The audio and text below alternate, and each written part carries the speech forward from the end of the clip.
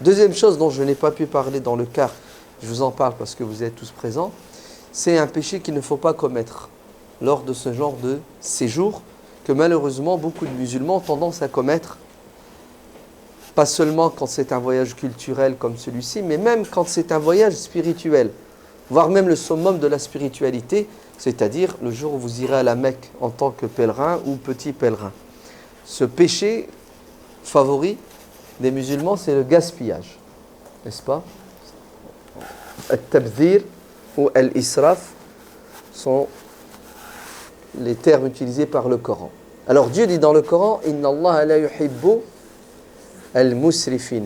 Dieu déteste les gaspilleurs. Dieu n'aime pas ceux qui gaspillent. Pire, Dieu dit dans le Coran, les gaspilleurs sont les frères des diables. Pas seul, t'as pas qu'un frère, hein, t'en as plusieurs, une fratrie de diables qui sont collés à toi pour essayer de te faire ce péché terrible qui est le gaspillage. Alors pourquoi est-ce qu'il y en a plusieurs? Parce qu'il y a différents domaines dans lesquels on gaspille. Mais c'est aussi pour mettre en évidence la gravité du péché, puisqu'il faut une troupe de soldats sataniques. Pourquoi? Pour nous entraîner dans ce péché. C'est qui vaut la peine, ce péché, aux yeux du diable. Donc il faut vraiment, vraiment faire attention. Donc Allah ibarak fikoum, ne gaspillez pas.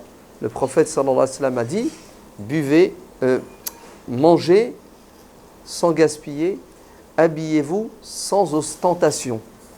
D'accord? Alors il faut bien manger, il faut s'habiller de manière élégante, mais il y a des limites. Le gaspillage est haram, l'ostentation est haram, sinon ça se retourne contre nous, puisqu'on est capable de faire des choses de la vie, la nourriture, le sommeil, même le fait de visiter ce beau pays, on est capable de faire de tous ces actes qui sont anodins, des actes spirituels, à condition de les faire selon les règles de l'art islamique. Mangez halal et ne gaspillez pas. C'est un ordre divin. Kulu washrabu wala tusrifu. Buvez, mangez et ne gaspillez pas. Alors, pourquoi est-ce qu'on gaspille? Par habitude généralement. C'est l'éducation que nous avons reçue. Voire même peut-être par ignorance totale. On pense que ce n'est pas grave, ce n'est pas la fin du monde. Alors que le diable se contente de quoi? D'une date. Le prophète sallallahu alayhi wa sallam a dit, lorsque vous mangez, si par accident, la date que vous voulez mettre dans la bouche tombe par terre, qu'est-ce que vous devez faire? Vous devez vous abaisser, la ramasser, la nettoyer, l'essuyer, et ensuite quoi? La manger. Pourquoi? Le prophète dit, ne la laissez pas au diable. Vous savez pourquoi il faut la ramasser et la manger? Parce que si vous ne la consommez pas, c'est la part du diable. C'est-à-dire, le diable nous accompagne dans nos repas. De quelle manière? Tu dis pas Bismillah. Si tu dis pas Bismillah, le diable mange avec toi. Et si tu as dit Bismillah, et quelqu'un vient participer au repas, quand on mange ensemble, si cette personne n'a pas dit Bismillah, vous êtes cuit. Il devient une brèche par laquelle le diable rentre. C'est pour ça que vous avez tous des enfants, ou bien vous allez en avoir pour ceux qui n'en ont pas. Il faudrait d'abord se marier avant d'avoir des enfants. Okay? Pour ceux qui ne sont pas mariés, qui attendent je ne sais trop quoi. Donc, vous allez avoir des enfants, et qu'est-ce qui va vous arriver? Vos gosses vont venir s'installer à table, mettre la main dans l'assiette, sans avoir dit. Vous savez ce que ça fait? Le diable mange avec vous. Le prophète sallallahu alayhi wa sallam était assis un jour avec ses compagnons, il mangeait, et voilà qu'une petite fille court, elle vient, elle met la main, et le prophète intercepte sa main. Et vous savez ce qu'il dit? Il dit, le diable a poussé cet enfant, il était derrière, il l'a poussé pour s'installer à notre table. Je jure par Dieu que j'ai dans la main du diable et de l'enfant. Le prophète a intercepté la main de l'enfant et du diable. Vous dites pas Bismillah, le diable mange avec vous. Quelqu'un qui mange avec vous ne dit pas Bismillah, le diable mange avec vous. Et il n'a pas fini le diable. Parce que vous êtes tellement intelligent que vous allez dire Bismillah, vous n'allez pas laisser quelqu'un ne pas dire Bismillah, et vous savez comment il va vous avoir? Il va vous avoir avec le gaspillage, tout simplement. Vous allez finir de manger et vous allez jeter une partie de la nourriture à la poubelle. Et à la poubelle, il y a le diable qui est assis, la bouche ouverte, la gueule ouverte. Pourquoi? Pour récupérer ce que vous avez jeté. Ainsi, le gaspillage est haram. Le gaspillage est un grand péché dont il faut se débarrasser. C'est ce que ça veut dire, le diable mange avec vous? Non? Vous n'avez jamais vu vos frites disparaître? Ben non, mais il se nourrit de ce qu'on a. Ah, il se nourrit. Allez, il n'y a rien qui disparaît, il se nourrit. Non? Ça vous paraît pas bizarre? Le diable, il est assis à table, il mange avec vous. Il n'y a rien qui diminue de mon assiette. En fait, le diable mange avec nous, ça veut dire quoi? Ça veut dire que le diable, son objectif, c'est de nous pousser au péché. Vous êtes bien d'accord? C'est de nous plonger dans la distraction, dans l'indifférence spirituelle. On est capable de transformer nos 24 heures en adoration. L'ada peut devenir ibada. Les habitudes peuvent devenir des adorations. Si l'intention est bonne et l'acte est conforme à la tradition coranique et prophétique. Comme le repas. Vous êtes bien d'accord que le musulman et le non-musulman, tous les deux mangent, n'est-ce pas? La nourriture aura le même effet, admettons, sur nous. Mais le non-musulman ou le musulman inconscient, les 15 minutes, la demi-heure durant laquelle il mangeait, ne sera pas comptabilisé comme ibada. Alors que toi, tu as fait le même geste, mais pendant une demi-heure, tu as adoré Dieu. Pourquoi? Parce que le prophète sallallahu alayhi wa sallam a dit, Dieu dit d'abord dans le Coran, Inna shaytana, le diable est votre ennemi. Prenez-le comme ennemi. Ainsi, si on fait le contraire de ce qui plaît au diable, on plaît à Dieu. Quand on plaît à Dieu, on l'adore. Ainsi, si le diable mange avec la main droite, si le diable mange avec la main gauche, nous devons manger avec la main droite. Le fait de faire le contraire de ce que le diable fait, c'est une adoration. D'accord?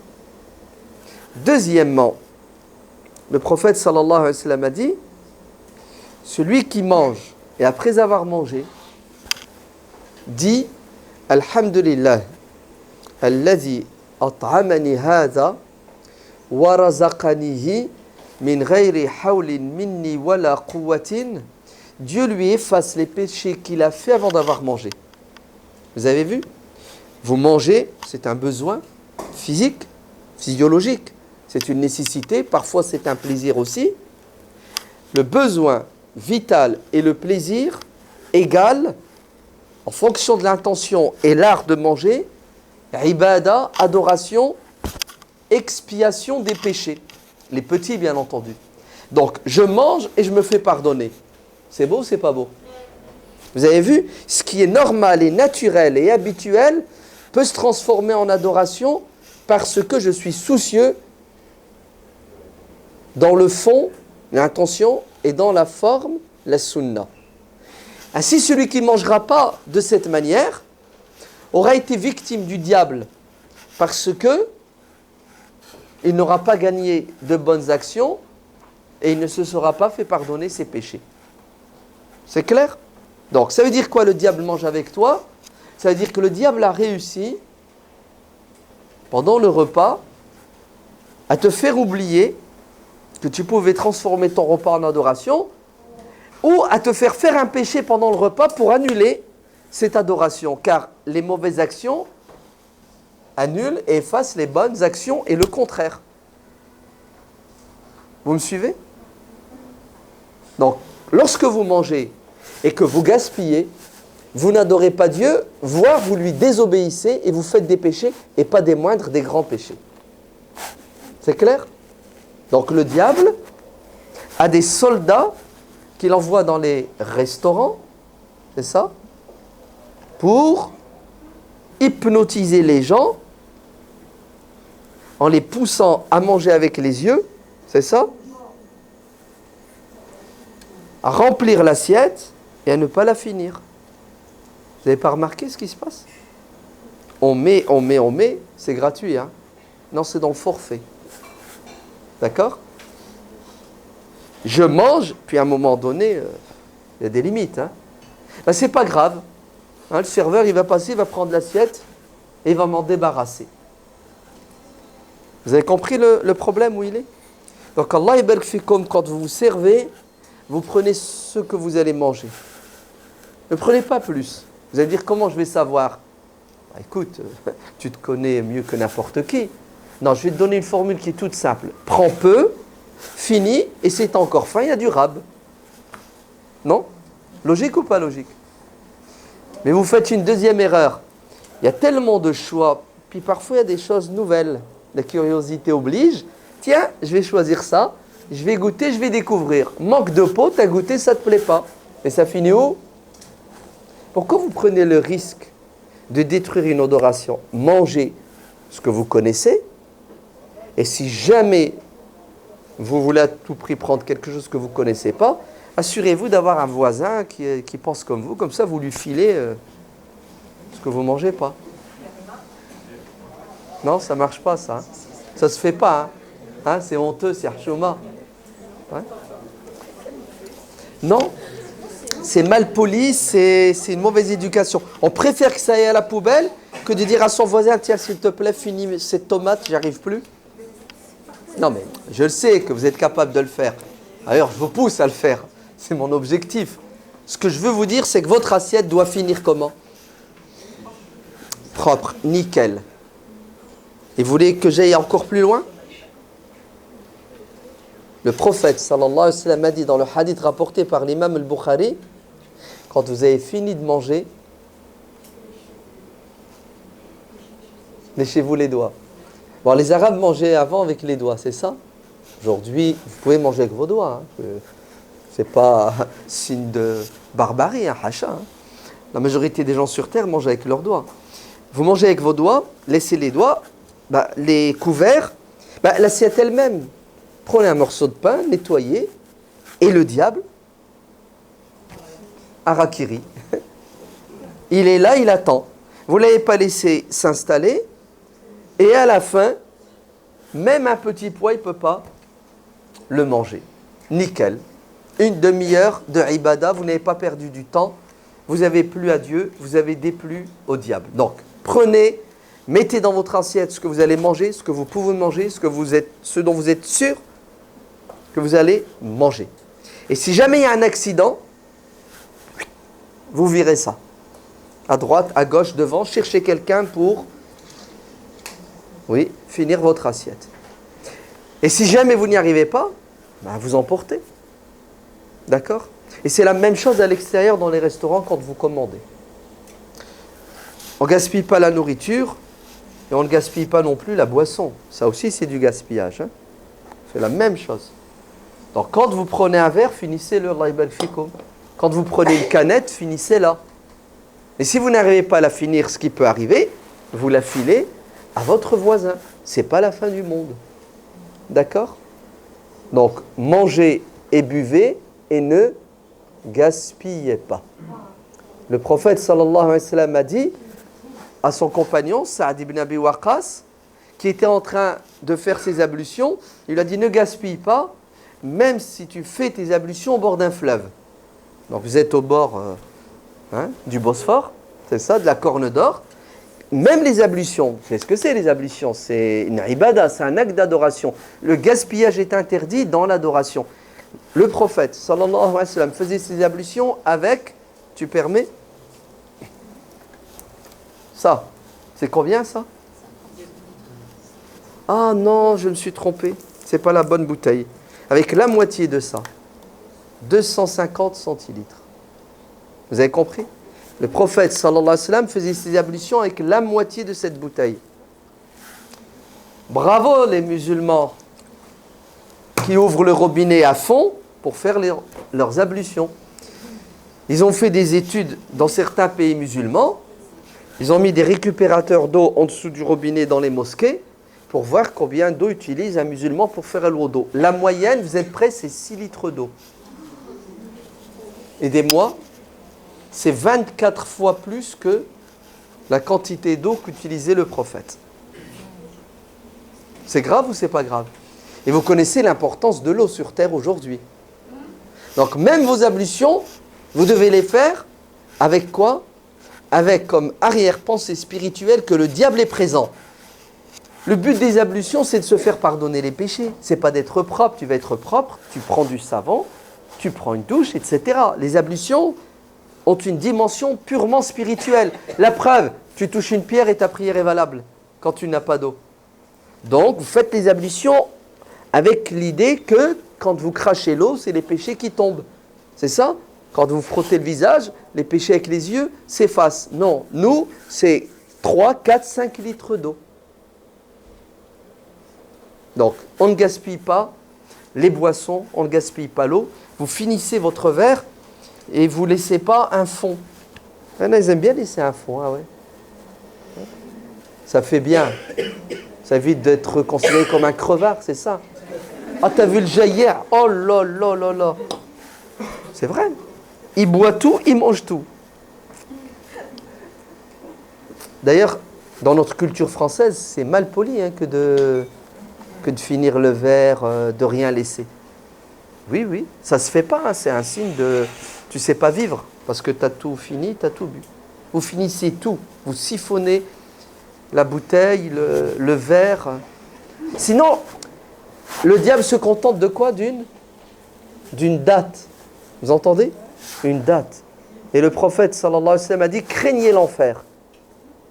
Ne serait-ce qu'en donnant en aumône la moitié d'une date. C'est-à-dire, vous pouvez commettre un péché en gaspillant la moitié d'une date, voire même moins. On ne gaspille pas la nourriture, on ne gaspille pas les boissons, l'eau, même quand on fait ses ablutions. Qu'est-ce qu'il y a encore à ne pas gaspiller? L'électricité. Il y en a, c'est incroyable. Hein, il allume l'électricité dans la chambre et puis il la laisse. Il va même dormir avec les lumières. Ça ne l'empêche pas. Ça fait partie du forfait. Ouais.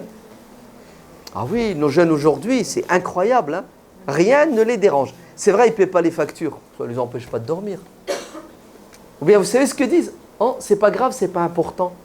C'est pas une heure d'électricité qui va me ruiner.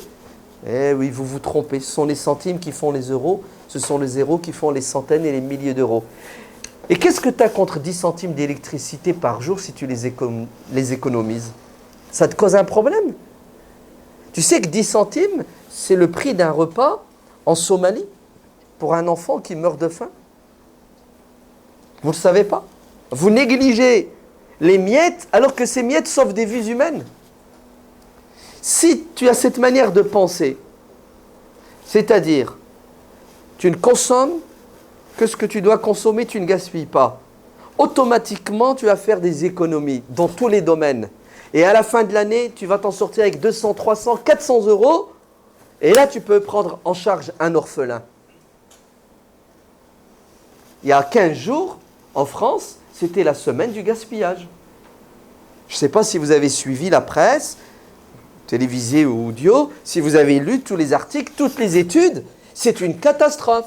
Un Français, et on est 68 millions de Français, chaque année, jette à la poubelle, en moyenne, 20 kilos de nourriture. Allez-y, faites 20 fois 68 millions. C'est pas une catastrophe? Et je ne vous parle pas des grandes surfaces qui jettent des milliers, des centaines de milliers de tonnes de nourriture chaque année. Tout ça au nom de quoi? Au nom, oh la date est... C'est ça? Date de consommation, elle est... Quelle arnaque! Oh, le fruit, il y a un petit truc, tu sais, il y a une petite tache. Ouais. C'est un problème aujourd'hui dans le monde, le gaspillage. Hein. Et nous, les Européens occidentaux, nous sommes des criminels. Car s'il y a la faim dans le monde, s'il y a des centaines de milliers par jour de personnes qui meurent de faim ou de malnutrition, c'est à cause de nous. Car nous représentons 20% de la population mondiale et on consomme 80% des ressources mondiales. Et quand je dis on consomme, c'est-à-dire elles nous appartiennent de manière licites ou illicites, puisqu'on s'est volé intelligemment. Et les 80% des ressources mondiales, ne croyez pas qu'on les gère de manière intelligente. Nous sommes des gaspilleurs. Dans les congélateurs de l'Union européenne, vous avez des millions de tonnes de viande qui sont stockées. Et à un moment donné, ils brûlent des centaines de milliers de tonnes de viande pour éviter que les prix chutent. Vous entendez ? Au lieu de les offrir, au lieu de les donner à ceux qui meurent de faim, ils brûlent, ils détruisent des millions de tonnes de fruits et légumes pour éviter que les prix chutent. On peut reprocher ça aux grands, aux industriels, c'est ça ? Mais en vérité, on est les mêmes. Nous, au niveau personnel, dans nos familles, nous sommes des gaspilleurs. Ouais. Donc il faut carrément revoir notre disque dur, notre éducation, et repartir sur de bonnes bases, ne pas gaspiller, donner de l'importance à l'infiniment petit pour que Dieu mette la bénédiction dans les miettes, car on ne sait pas ce qui va nous faire entrer au paradis ou ce qui va nous préserver de l'enfer.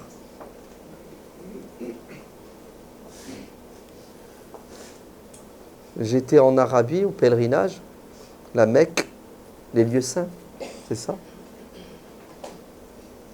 Peut-être qu'il y en a qui ont fait l'expérience, si vous ne l'avez pas faite, ça va bientôt vous arriver, vous allez voir le massacre. 2 millions de musulmans, 2,5 millions, 3 millions, regroupés à Arafat, à Minan pendant 4 jours. Et là, c'est des des montagnes de nourriture jetées. Oui, parce que les barquettes de nourriture arrivent. Et en fait, la barquette à elle seule suffit pour 2 personnes. Donc, tu prends ta barquette, tu manges la moitié à la poubelle. Ça devient une... Glohab, tu l'as vu ? Une poubelle, une déchetterie dans le lieu saint, c'est ça, les lieux saints. Les lieux saints habités pendant ces instants-là par des saints. Le diable, il joue avec nous. On est là pendant 4 jours à Minan et le diable, à chaque repas, il se fout de notre tronche. Allez, vas-y, tes prières, c'est de la bêtise et n'importe quoi. Moi. Tout ça, je te l'annule, je te l'efface avec la bouffe. C'est un grand péché, le gaspillage. Mais les musulmans, ils n'arrivent pas à faire le lien entre l'adoration et les coutumes et les habitudes, l'adoration et le quotidien. Pour nous, l'adoration, c'est la prière. Tu as fini la prière, tu as demandé à Dieu pardon, affaire classée, tu vas au restaurant, tu fais hala. Vous avez compris, on n'arrive pas... Ah oui, moi, je les ai vus à la Mecque. Le mec, je sais pas, il prend une canette, il boit, il a fini de boire, il la jette par terre et il continue. Ça ne le choque pas, ça ne le dérange pas. Il ne s'imagine pas, il ne pense pas qu'il a fait un péché. C'est naturel. C'est bon pour le gaspillage ? Que Dieu nous protège.